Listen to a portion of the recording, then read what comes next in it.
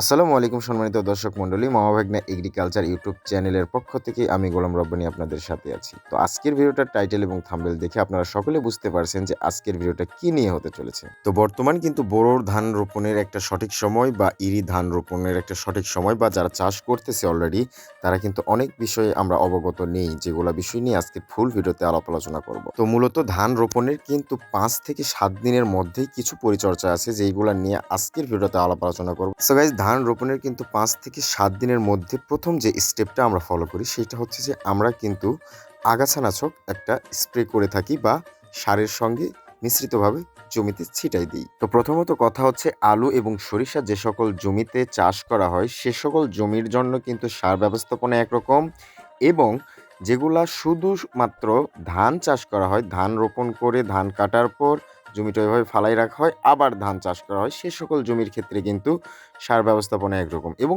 উর্বর মাটির জন্য একরকম, এবং যেগুলো মাটি উর্বর না সেগুলোর জন্য কিন্তু আরেক রকম। তো সকল কিছু বিষয়টাই আজকের ভিডিওতে আলাপ আলোচনা করব, তো সম্পূর্ণ ভিডিওটা দেখুন। সো প্রথম স্টেপে আসি, আলু সরিষা যে সকল জমিতে চাষ করা হয় সে সকল জমিতে ধান রোপণের পর 5 থেকে 7 দিনের মধ্যে কোন পরিচর্যা বা কতটুকু সার ব্যবস্থাপনা। তো প্রথমত কথা হচ্ছে যে আলু এবং সরিষা যে সকল জমিতে চাষ করা হয় সে সকল জমির জন্য 5 থেকে 7 দিনের মাথায় আপনারা প্রতি বিঘাতে 5 কেজি হারে ইউরিয়া সারটা দিবেন, এবং সঙ্গে একটা ভালো মানের আগাছানাশক যেমন মিমপেক্সের আছে ফরেক্স 18WP।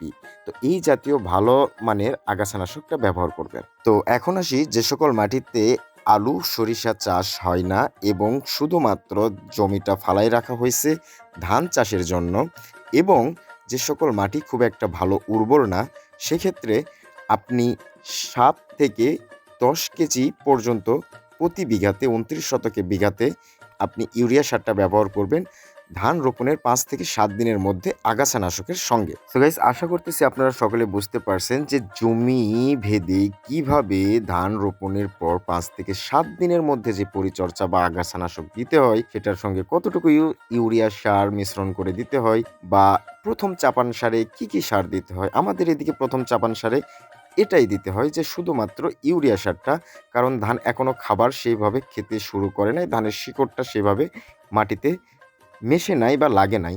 তো মূলত ব্যাপারটা হচ্ছে যে ধান যখন 10 থেকে 15 দিন হয়ে যাবে এই ইউরিয়া সারটা দেওয়ার পর, তখন কিন্তু দ্বিতীয় স্টেপের চাপান সারটা আসবে, এবং সেটাতে কিন্তু কি কি দিতে হবে এই নিয়ে সম্পূর্ণ আমার এই ইউটিউব চ্যানেলে আলোচনা করব। তো আপনারা সবাই এখনই এই ভিডিওটা দেখে এই চ্যানেলটাকে সাবস্ক্রাইব করে রাখেন পরবর্তী ভিডিওগুলো পাওয়ার জন্য। তো পরবর্তী ভিডিওগুলোতে কিন্তু আমি A to Z আলাপ আলোচনা করব। তো সবাই ভালো থাকেন, সুস্থ থাকেন। দেখা হচ্ছে পরবর্তী ভিডিওতে পরবর্তী কোনো ইন্টারেস্টিং টপিক নিয়ে। আল্লাহ হাফেজ।